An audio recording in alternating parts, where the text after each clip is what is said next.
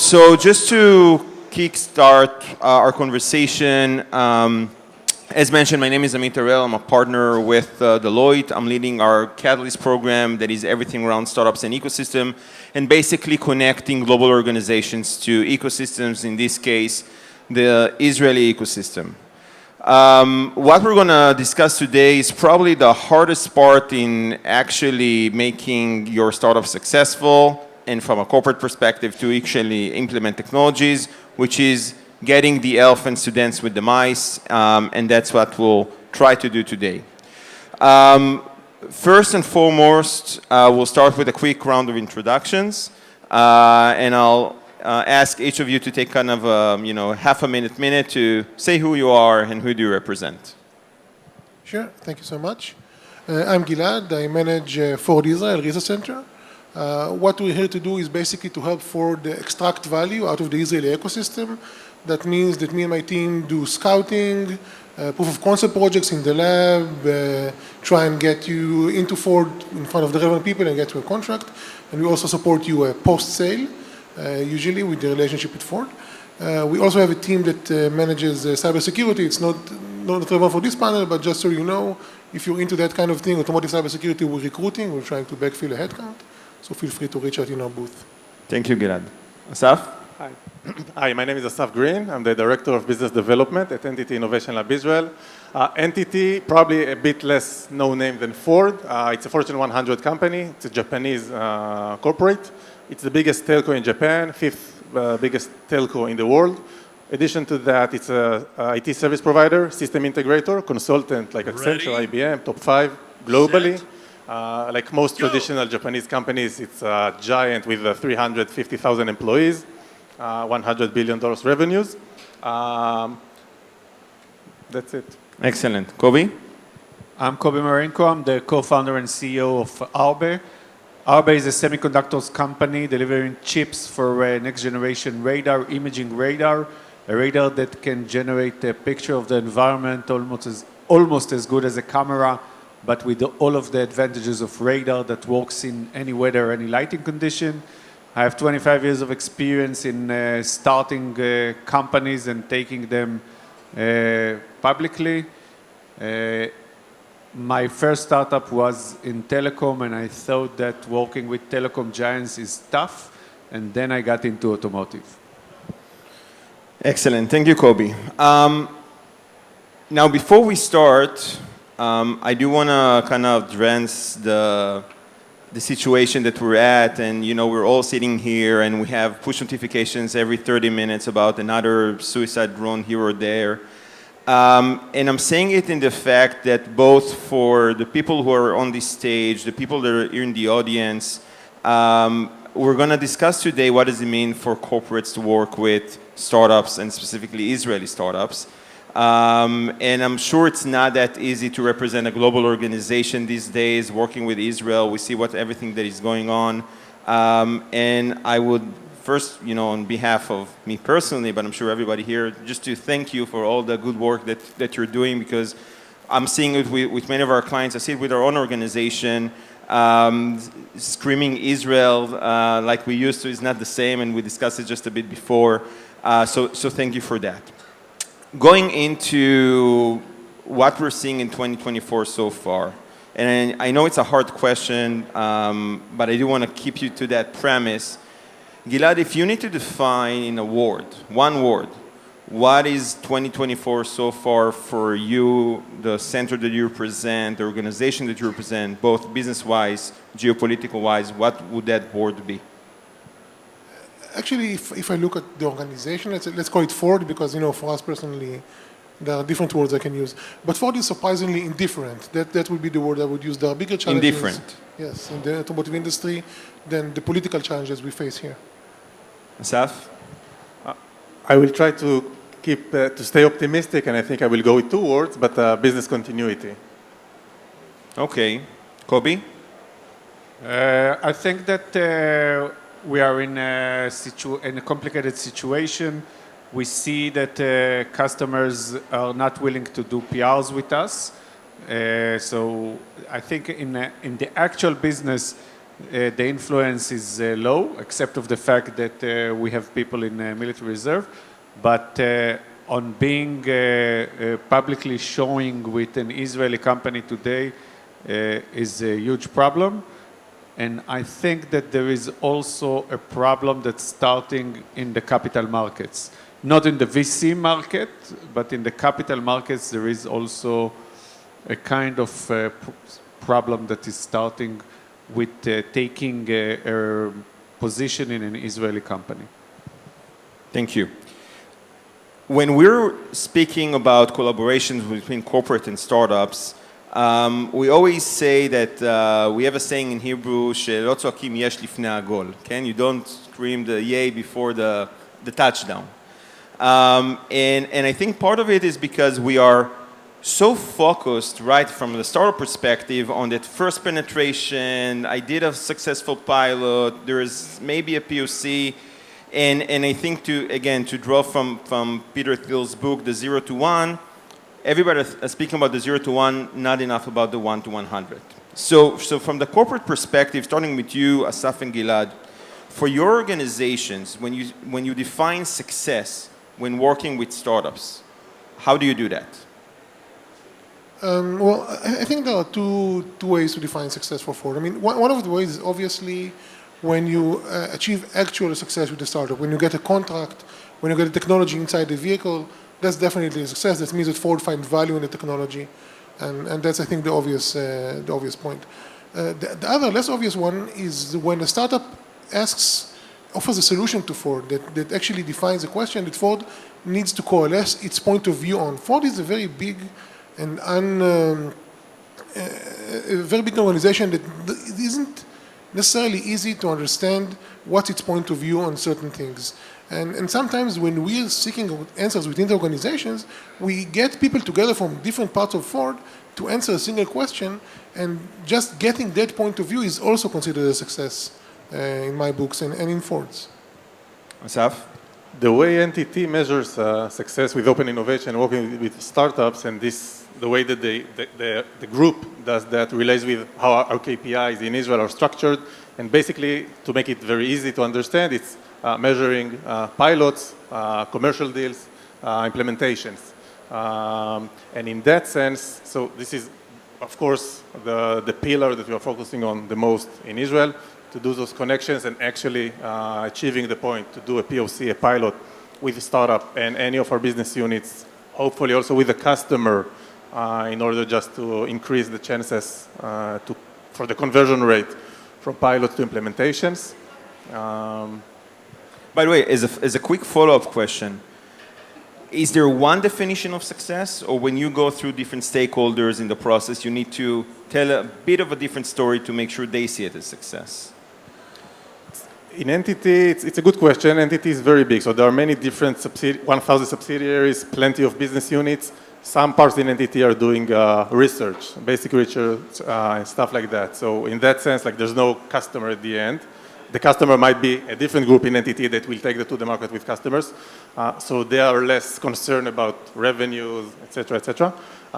Generally speaking, when we work with regular business units, let's say, that are facing customers, so basically, eventually the idea is to bring something new and innovative to the market, take a big share of the market with something unique that you can offer to your customers. Koby, from the other side of the table, we know that it's basically an uphill battle that sometimes is very steep, right? To get through the corporate, to go through this process, especially in an industry that from a moment you made a successful introduction into a POC until production could be 5-6 years. What are some of the challenges that you've encountered as a leader in this industry when you are working with these corporates? So I'll take it from our perspective, which is hardware, and I'm not sure that it's the same for software. But as a company that is tier 2 semiconductors company, so basically our chips, we are selling our chips to the tier 1 that is building a full radar model of it. We have here a kind of a vicious cycle. So the tier one won't select a new and innovative product without having an OEM, a car manufacturer, that telling him, you know, I'm interested in that. And we as a startup had this vicious cycle that we had some POCs with the tier ones, but we couldn't get into real designing into the tier ones. And what we needed to do is to build a product that we called it a development platform, a full radar based on our chips that part of the OEMs, Ford as well, were experimenting. The problem with that is that we don't know to build a product for automotive. So basically, it's always was 90% baked. And when OEMs tested it, they saw, part of them saw the potential, but part of them saw the weaknesses of it because it's not perfect. But this process of having the direct sales to the OEM and the POCs with the OEM helped us make the OEM ask the tier ones to bring them this kind of a radar and designing into the tier one. And I think in the last year, something like that, our leading tier ones in China and in Western world have their own sample, B sample, and now close to C sample, based on our chipset, and you see the difference between a mature radar that coming out of a factory of a tier one that has, I don't know, 100 years of experience in automotive, and a startup of coming out of stealth mode in Israel. Asaf, same question from your perspective, some of the challenges that you're seeing?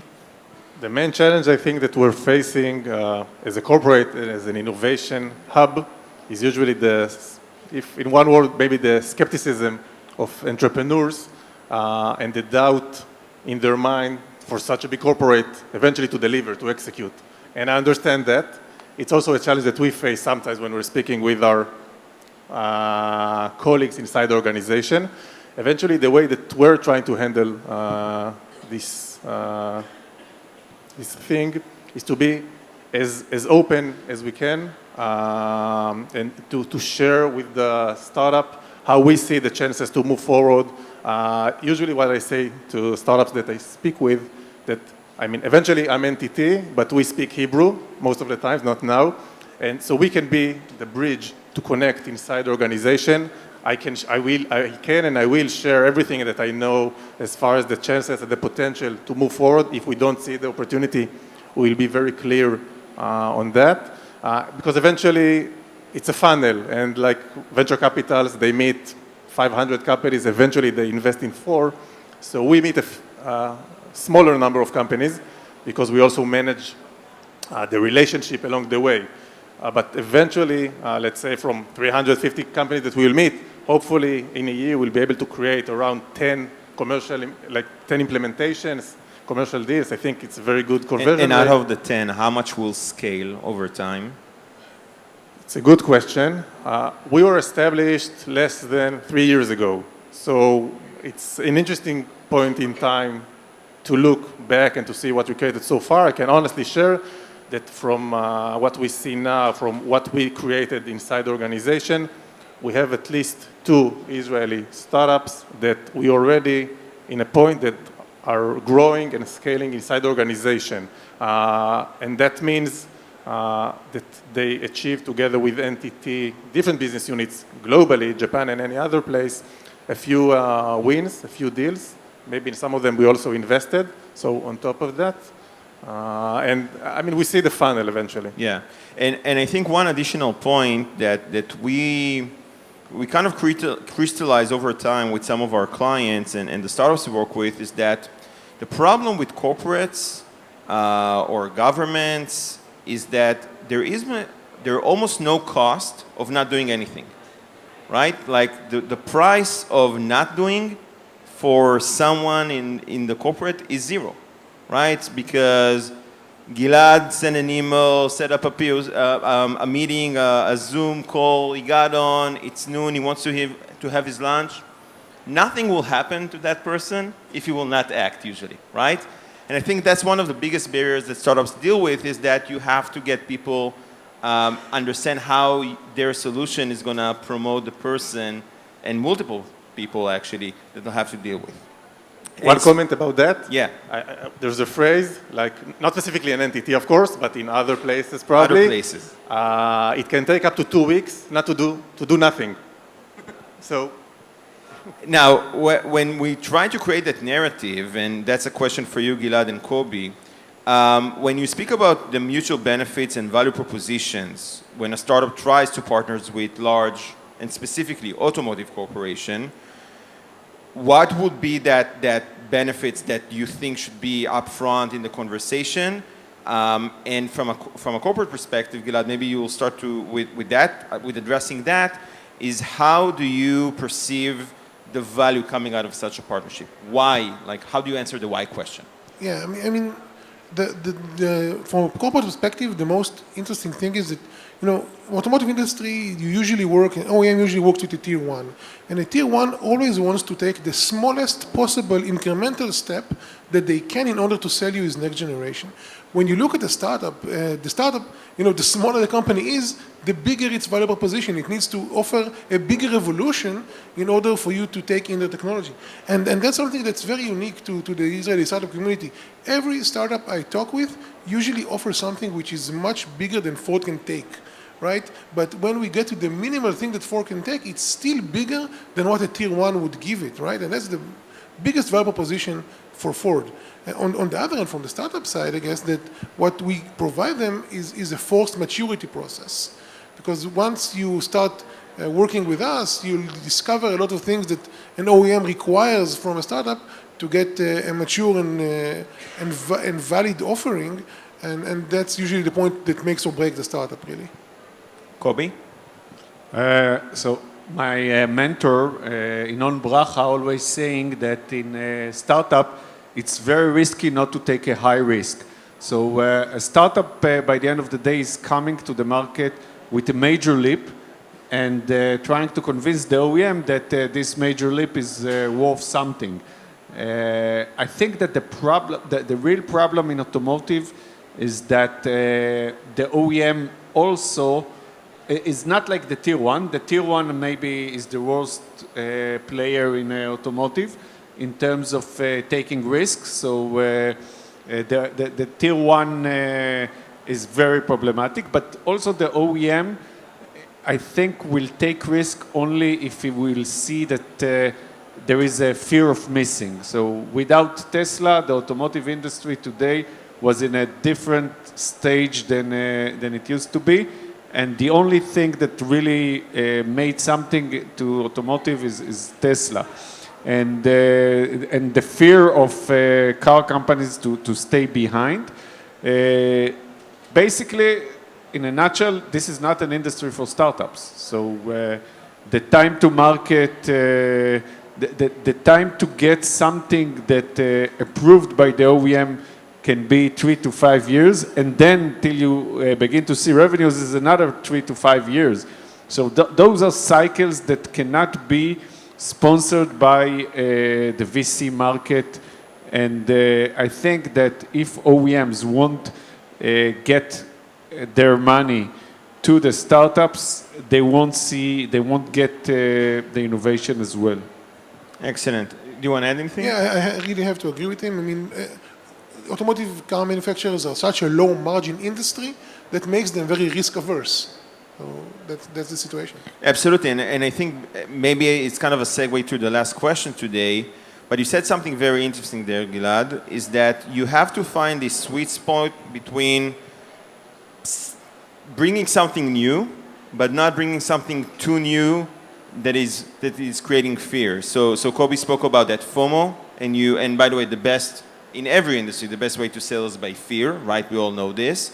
But I think there's something very interesting about, it's not about being humble, it's about don't oversell, right? Which many startups usually start from, and understand that even an MVP is already a step forward from what the OEM or the Tier 1 will share. So that's, I think, is very interesting insight. So I disagree. I think there is a problem with MVP. get off the stage. You cannot disagree. Sorry. No, MVP in automotive cannot work because by the end of the day, the OEM sees the problem, see more of the problems than the solution. In automotive, something must be cooked much more than an MVP. It's not software. No, absolutely. I'm saying that the offering, you don't have to, you can speak about a great feature, sometimes and so on, it's good enough to create that hook. We're going into the last question, which is always kind of, an advice or a tip that you can provide to the founders and startups executives that are here in the audience in order to make that journey of, or maybe that step a bit lower. So Gilad, starting with you, kind of in one sentence, the advice for the day. Man, one sentence, I'll need to use at least two. I guess one advice would be to understand your dependencies, right? If your solution provides very specific thing that the OEM cannot consume because there are lots of dependencies, then you probably need to broaden your offering.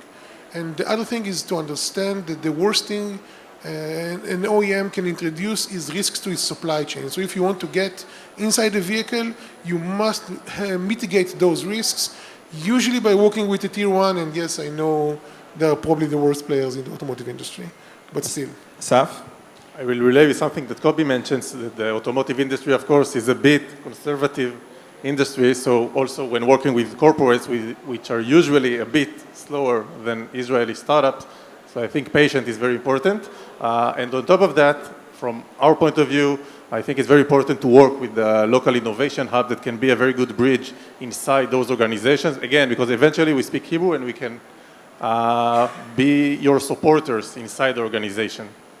Koby? Pivot to another industry. But I think that an automotive startup needs to find a way to bridge the gap between the current situation or the current stage and revenues, which must be not automotive. So my bet when I started Arbe was about Uber and Lyft that will change the way that the automotive industry will work. Obviously, I was very wrong, and they did nothing. But I thought that this will be the way to revenues. So I think for a startup that is going into automotive, you must find yourself another market that will sponsor you until you will get to the stage that you get into a car. Excellent. So our time is up. So a few closing notes. One, I would like to thank the three panelists we had today for sharing your insights. I'd like to thank the audience. Just to mention that later in the day at 1:45, we have, and we spoke a lot about narratives and branding, we have our studio head of strategy, Haley, that will do a workshop with the startups. And with that, I think we're going for lunch. If you like the food, it's brought to you by Deloitte. If you don't, it's McKinsey. Okay? Thank you.